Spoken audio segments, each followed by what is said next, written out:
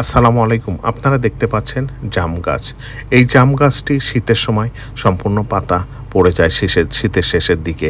তারপরে আস্তে, আস্তে পাতা বের হতে থাকে। পাতা বের হওয়ার সাথে, সাথে মুকুলও বের হয় সাইড দিয়ে তার মুকুল বের হয়ে থাকে। এই জাম গাছগুলি এবং কয়েক রকম গাছের প্রক্রিয়া এরকম।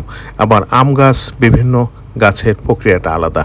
কচি পাতা আসে না। পুরানো পাতার সাথে, সাথে এই মুকুলগুলি বের হয় এবং কুঁড়িগুলি বের হয় যেখান থেকে ফল হবে সেই ফলগুলি বের হয় এবং জাম গাছেরটা আমার কাছে অনেক ভালো লাগে কারণ মনে হচ্ছিল যে সব পাতা পড়ে গেছে, গাছটা মরে যাবে।